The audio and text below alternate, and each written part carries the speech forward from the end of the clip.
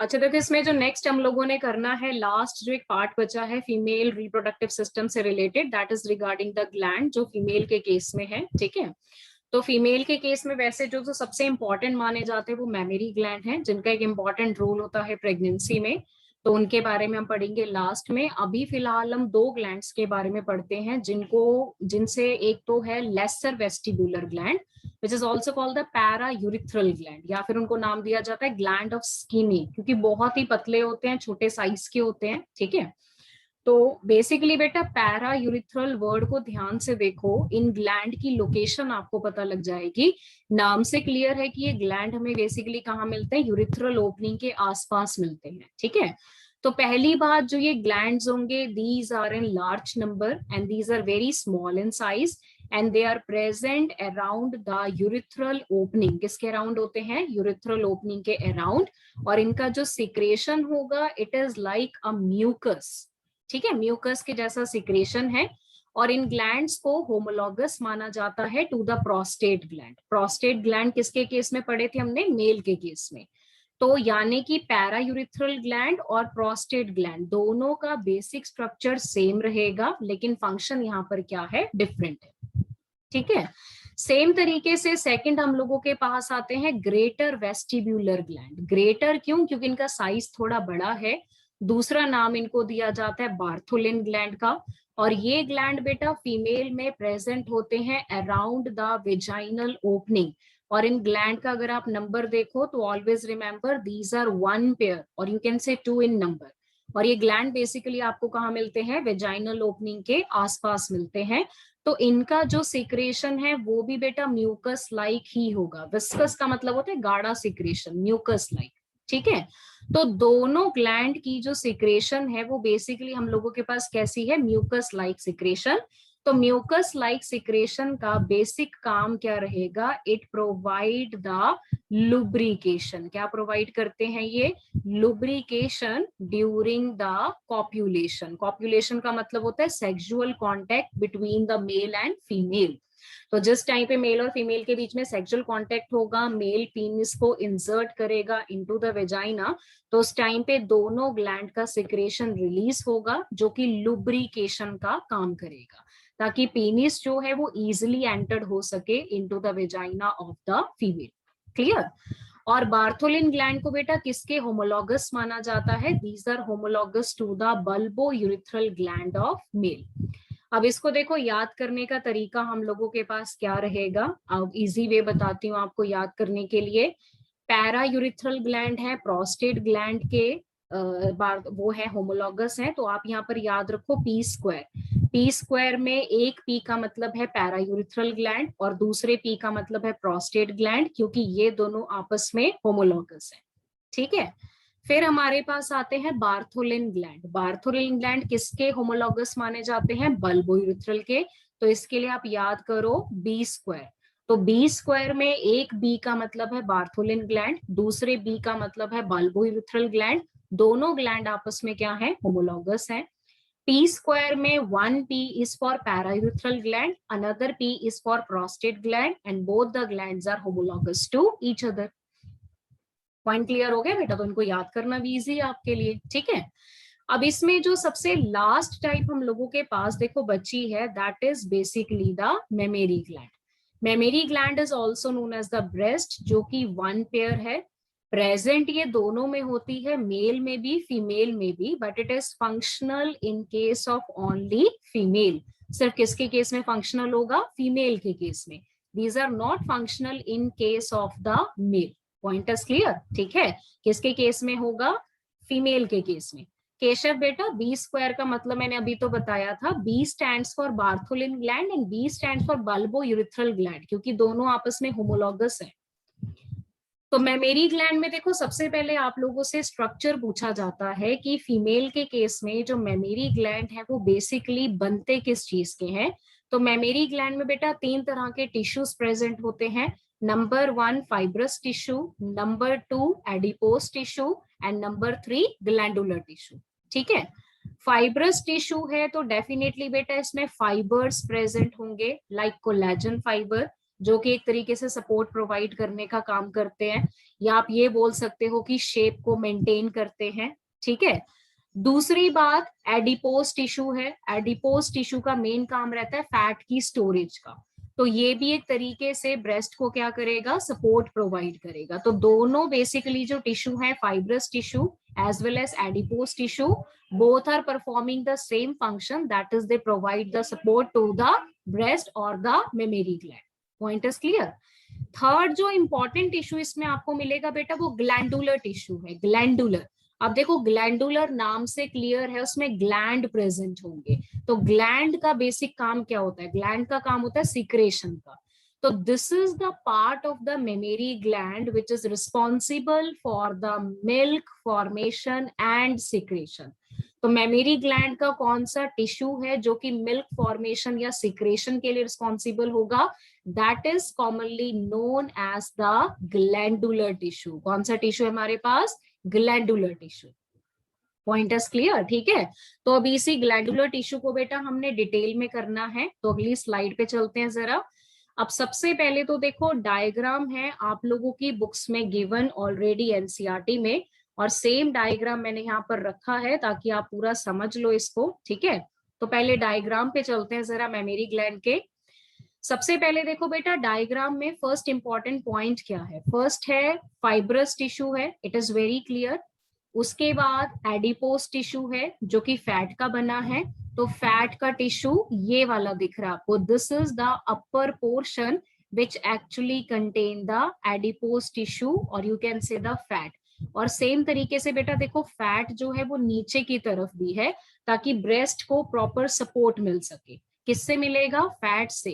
Fat कौन से tissue में होता है, it is present in the adipose tissue, ठीक है।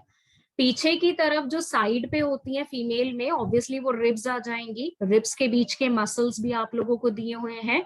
और जो मसल बेटा इनको चेस्ट के साथ अटैच करके रखते हैं उनको नाम दिया जाता है पेक्टोरलिस मेजर मसल। कौन से मसल्स हैं, पेक्टोरलिस मेजर मसल, जो एक तरीके से अगेन सपोर्ट प्रोवाइड करेंगे किसको, मेमेरी ग्लैंड को।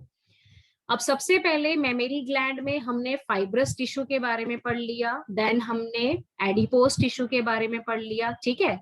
अब हमने पढ़ना है बेटा ग्लैंडुलर टिश्यू के बारे में।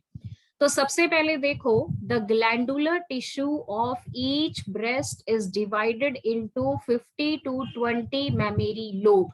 जो ग्लैंडुलर टिश्यू होगा मेमेरी ग्लैंड का, उस टिश्यू के अंदर बहुत सारी लोब प्रेजेंट होती हैं। कितनी लोब्स होती हैं, कम से कम बेटा 15 से 20 लोब होती है, ठीक है। So every mammary gland contain approximately 15 to 20 mammary lobe. जैसे for example this is one lobe, then you have the second lobe, then you have the third lobe, ऐसे बनी हुई है। तो कम से कम ऐसी कितनी लोब्स होंगी, 15 से 20 लोब आ जाएंगी, ठीक है। हर लोब के अंदर ध्यान से देखो जरा डायग्राम के अकॉर्डिंग, हर लोब के अंदर क्या प्रेजेंट है, एल्वियोलस। क्या प्रेजेंट है, एल्वियोलस। यानी कि जो ये छोटे छोटे स्ट्रक्चर आपको नजर आ रहे हैं ना, इनको क्या बोला जाता है, एल्वियोलस। सिंगल होगा तो एल्वियोलस। अब क्योंकि बेटा बहुत सारे हैं नंबर में, तो क्या बोलेंगे, एल्वियोलाई। क्या बोला जाता है इनको, एल्वियोलाई। तो एल्वियोलाई आप लंग्स में भी पढ़ते हो, दोनों को कंफ्यूज नहीं करना है। लंग्स में जो एल्वियोलाई है उनका काम है गैस एक्सचेंज का। जो एल्वियोलाई हम पढ़ रहे हैं वो हम ब्रेस्ट में पढ़ रहे हैं, कौन से टिश्यू के अंदर, ग्लैंडुलर टिश्यू के अंदर। और इन्हीं एल्वियोलाई को बोला जाता है मिल्क सिक्रेटिंग सेल। क्या बोला जाता है एल्वियोलाई को, मिल्क सिक्रेटिंग सेल। मतलब ये वो सेल हैं जो मिल्क का फॉर्मेशन करेंगे। Point is clear. तो जितनी भी बेटा 15 से 20 मेमेरी लोब हैं उनमें पड़े हैं बहुत सारे सेल। इन सभी सेल्स को कलेक्टिवली क्या नाम दिया जाता है, एल्वियोलाई, ठीक है। तो एल्वियोलाई जो है वो क्या सिक्रेट करते हैं, मिल्क सिक्रेट करते हैं। Is it clear. और वही मिल्क एल्वियोलाई के अंदर क्या हो जाता है, स्टोर हो जाता है। बनने के बाद वो मिल्क क्या होगा, वहीं पर स्टोर हो जाएगा, ठीक है। अब ये एल्वियोलाई आगे जाके किस में खुलती हैं, एल्वियोलाई आगे जाके खुलती हैं टिब्यूल्स में। जैसे for example this is one alveoli, second alveoli, third alveoli, fourth alveoli, ये है ना आपके पास मिल्क सिक्रेटिंग। हर एल्वियोलाई आगे जाके ओपन करेगा एक शॉर्ट ट्यूब में, now that is known as the mammary tubule. ठीक है, तो एल्वियोलाई आगे जाके किस में खुल गए, मेमेरी टिब्यूल्स में। अब ये टिब्यूल बेटा आपस में जुड़ जाती है, तो ये टिब्यूल क्या होंगी, आपस में जुड़ जाएंगी। तो जैसे ये टिब्यूल आपस में जुड़ेंगी, they common into a duct, the tubule join to form a duct.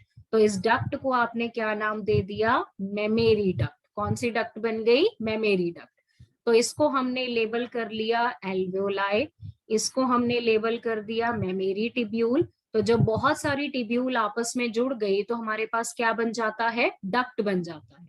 ठीक है, तो ग्लैंडुलर टिश्यू के अंदर कम से कम 15 से 20 बेटा लोब होती है। लोब का मतलब होता है कंपार्टमेंट्स। 15 से 20 कंपार्टमेंट है जिनको मेमेरी लोब बोला जाता है। हर लोब के अंदर बहुत सारे मिल्क सिक्रेटिंग सेल्स हैं जिनको एल्वियोलाई बोला जाता है। एल्वियोलाई एक डक्ट में खुलते हैं जिसको मेमेरी टिब्यूल बोला जाता है। टिब्यूल आगे जाके ज्वाइन करके एक बड़ी डक्ट में खुलती हैं जिसको मेमेरी डक्ट बोला जाता है। ठीक है, मेमेरी डक्ट फिर से आपस में जुड़ेंगी। जैसे सपोज ये एक मेमेरी डक्ट है, ऐसी हमारे पास ये सेकंड मेमेरी डक्ट है, तो ये मेमेरी डक्ट खुल गए अनदर स्ट्रक्चर में, इसको हमने नाम दे दिया मेमेरी एम्प्यूला। ठीक है, तो सेवरल मेमेरी डक्ट मतलब बहुत सारी मेमेरी डक्ट आपस में जुड़ गई और वो आगे जाके बेटा किसमें खुलेंगी, वाइडर मेमेरी एम्प्यूला। वाइडर का मतलब होता है चौड़ा, एक एम्प्यूला होता है चौड़ा, उसमें जाके खुलती है सारी डक्ट। ठीक है, और ये एम्प्यूला आगे जाके किससे कनेक्टेड होगा, एम्प्यूला आगे जाके कनेक्टेड होता है डक्ट से। What is the name of the duct, lactiferous duct. तो एम्प्यूला आगे जाके कनेक्ट हो जाता है लैक्टिफेरस डक्ट से, जिसके थ्रू मिल्क क्या होता है, बाहर निकलता है। तो डायग्राम को बेटा ध्यान से देखो जरा, वहां पर ऑलमोस्ट सारे पार्ट्स आपको क्लियर हैं। 15 से 20 मेमेरी लोब है, हर मेमेरी लोब के अंदर एल्वियोलाई है।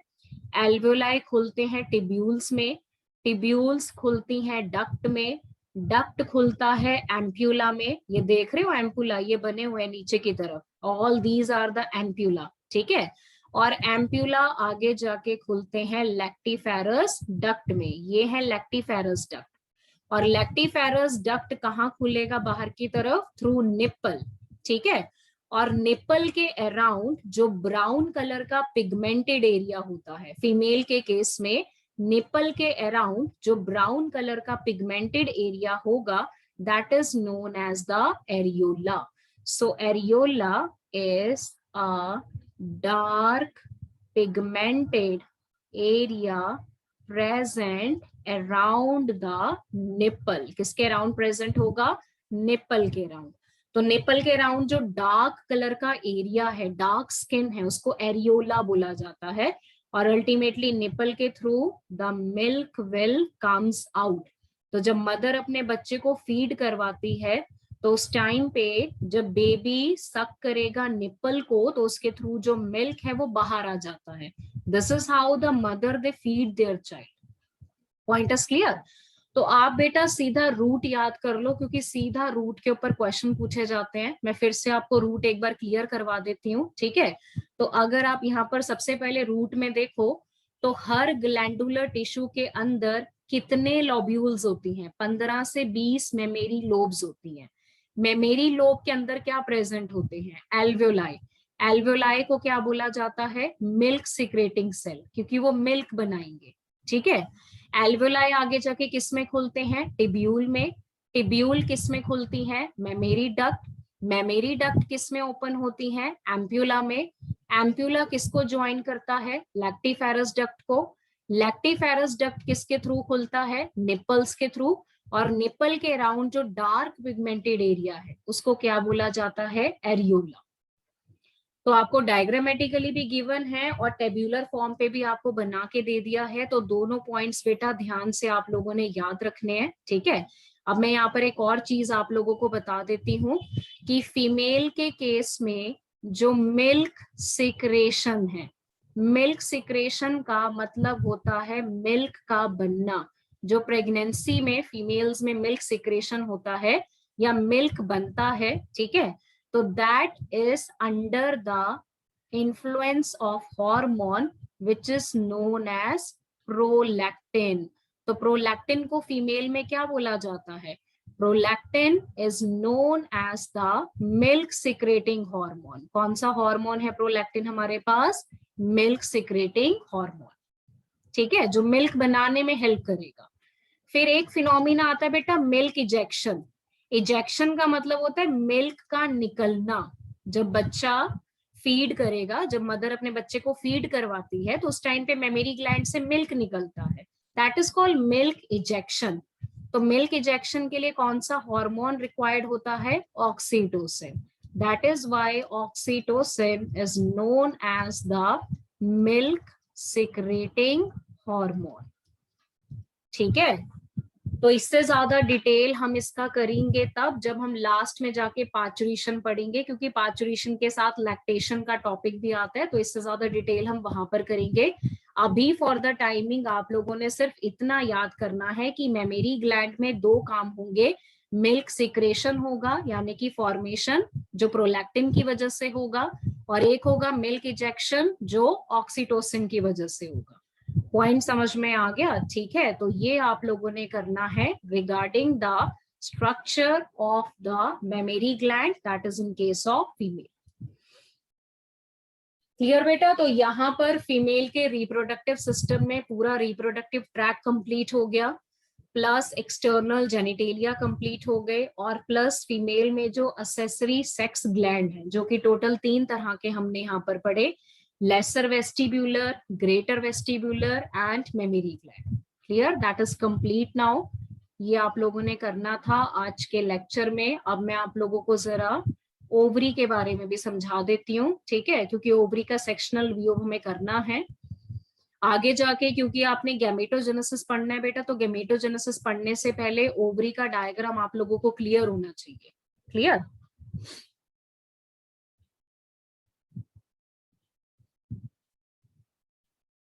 बेटा कैंसर अगर आपकी बॉडी में होता है तो cancer is basically due to the uncontrolled division, और उसका रीजन कुछ भी हो सकता है आपके पास। कैंसर का कोई ये नहीं कि पर्टिकुलर रीजन होता है, कैंसर किसी को भी हो सकता है। It can be due to some kind of the mutation और it can be due to some internal reason, ठीक है। फीमेल में ब्रेस्ट कैंसर बहुत कॉमन होता है और मेल में प्रोस्टेट कैंसर बहुत कॉमन होता है। तो कैंसर का कोई एग्जैक्ट रीजन नहीं, it can be due to the uncontrolled division और it can happen in anyone, किसी में भी हो सकता है ये। ओके बेटा, अभी यहाँ पर आ जाओ, जरा सेक्शनल व्यू पढ़ते हैं ह्यूमन ओवरी का, ठीक है। तो यहाँ पर हम बनाते हैं sectional view of human ovary. जैसे बनाऊंगी वैसे कॉपी में भी बनाना है आपने, क्योंकि ऑब्वियसली आप लोगों का बेटा सिजेरियन वगैरह जो आप क्वेश्चन पूछ रहे हो मेरे से, ये मैं आपको लास्ट में बताऊंगी जब आप लोगों ने पाचुरेशन करना होगा। मैं अभी नहीं बता सकती ये सब, ठीक है, क्योंकि धीरे धीरे जैसे हम चैप्टर में आगे बढ़ेंगे तो सारे टॉपिक क्लियर हो जाएंगे आपको। जिस बच्चे को आज का लेक्चर काफी लग रहा है वो रेस्ट कर लो जाके, because I am continuing the lecture. मैंने लेक्चर छोड़ना नहीं है बिल्कुल भी, ठीक है। अभी से इतना लगने लग गया आपको तो नीट के पेपर की तैयारी कैसे करोगे? कमाल करते हो तुम लोग भी। सेक्शनल व्यू करना है ह्यूमन ओवरी का, तो सेक्शनल व्यू में आ जाओ जरा। सबसे पहले सेक्शनल व्यू में बेटा हम लोग ओवरी बना लेते हैं, ठीक है। तो ओवरी में फर्स्ट ऑफ ऑल हम लोगों के पास सपोज ये बन गया स्ट्रक्चर। अब इसमें मैंने आप लोगों को बताया था कि बाहर की तरफ हम लोगों के पास सिंगल लेयर होगी जिसको हम नाम देते हैं जर्मिनल एपिथेलियम, ठीक है। तो ये बाहर की तरफ हम लोग लेयर बना लेते हैं। This layer is single layer made up of the cuboidal cell, और इसको नाम दिया जाता है यहाँ पर जर्मिनल एपिथेलियम। तो ये बन गया आपके पास जर्मिनल एपिथेलियम, ठीक है। और जर्मिनल एपिथेलियम के नीचे एक और लेयर है व्हाइट कलर की जिसको नाम दिया जाता है ट्यूनिका एल्बुजिनिया। अब सबसे पहले हम लोग इसके अंदर बनाते हैं पोर्शन। अब आउटर पोर्शन को क्या बोलते हैं? कॉर्टेक्स बोलते हैं। तो कंसीडर करो this is the outer part which is known as the cortex. outer portion को क्या बोला जाता है? cortex बोला जाता है। and cortex is made up of reticular connective tissue किसका बना होता है? रेटिकुलर कनेक्टिव टिश्यू का। Point is clear? बिल्कुल सही बेटा, रेटिकुलर कनेक्टिव टिश्यू का। सेम तरीके से जो मिडल पार्ट है बेटा, बीच वाला part, now this part is known as the medulla and this medulla is made up of dense connective tissue. किसका बना हुआ है यहाँ पर? ये dense not dense connective tissue, it is made up of the loose connective tissue, not dense. 1 second मैं इसको erase कर दूं जरा। It is made up of areolar connective tissue, तो मतलब ये किसका बना होगा? loose connective tissue का। तो दोनों के पहले याद कर लो, cortex is made up of the reticular connective tissue and medulla is made up of the loose connective tissue. cortex outer part है, medulla अंदर वाला part है। क्लियर? अब ओवरी है बेटा, तो देखो ब्लड सप्लाई तो रहेगा ही रहेगा। ब्लड सप्लाई तो हर ऑर्गन को दी जाती है ताकि ऑर्गन जो है वो प्रॉपर काम कर सके। तो अब मान के चलो कि ये आ गई ब्लड वेसल्स जो कि ओवरी को सप्लाई हो जाएगी। These are basically the blood vessels. ठीक है, अब इसके बाद हम बनाते हैं फॉलिकल्स। देखो ओवरी के अंदर क्या बनता है? एग बनता है।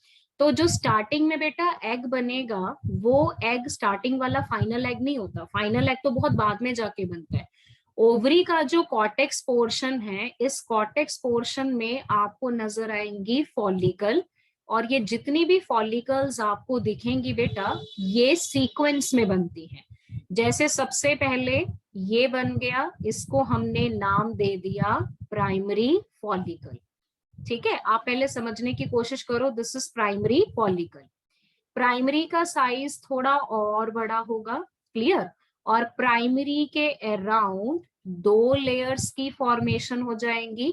तो अब आप इसको बेटा प्राइमरी नहीं बोलोगे, इसको अब क्या बोला जाएगा? This is known as the secondary follicle. क्या बोला जाता है इसको? Secondary follicle. तो बाहर कॉर्टेक्स वाले हिस्से में ना आपको फॉलिकल्स ही नजर आने वाली हैं, जिन्होंने ओवम या एग बनाना है। तो सबसे पहले प्राइमरी फॉलिकल है, उसके बाद सेकेंडरी फॉलिकल है। अब सेकेंडरी का साइज और ज्यादा इंक्रीज हो गया। ठीक है, और सेकेंडरी के अंदर एक हल्की सी बेटा कैविटी भी बन गई। There is a formation of a very small cavity, और इसके अराउंड आपको नजर आती हैं लेयर फॉलिकुलर सेल्स की। क्लियर? तो इस स्ट्रक्चर को यहाँ पर क्या नाम दिया जाता है? क्या बोला जाता है स्ट्रक्चर को? Tertiary follicle. Clear? So this structure is known as the tertiary follicle.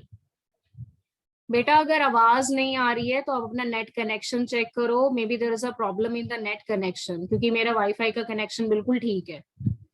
ठीक है, टर्शरी फॉलिकल आगे जाके बेटा साइज में और बढ़ेगा। It will become increase in size, और इसके अंदर एक और लार्ज कैविटी बन जाती है।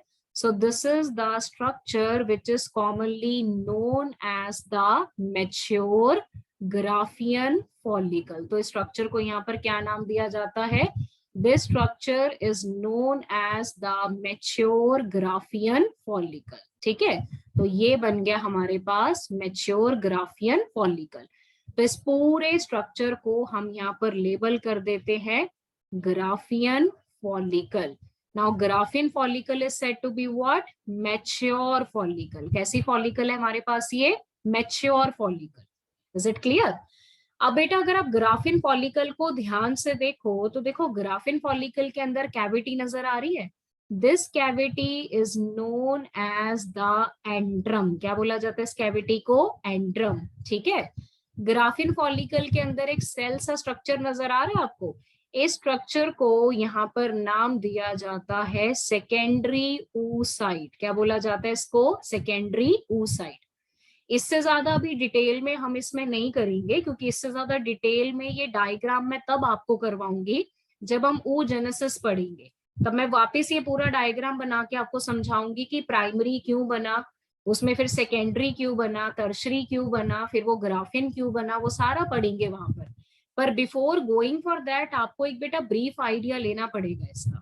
ठीक है, अब ग्राफिन फॉलिकल को मैच्योर क्यों बोला जाता है? क्योंकि ग्राफिन फॉलिकल के अंदर प्रेजेंट होता है सेकेंडरी oocyte।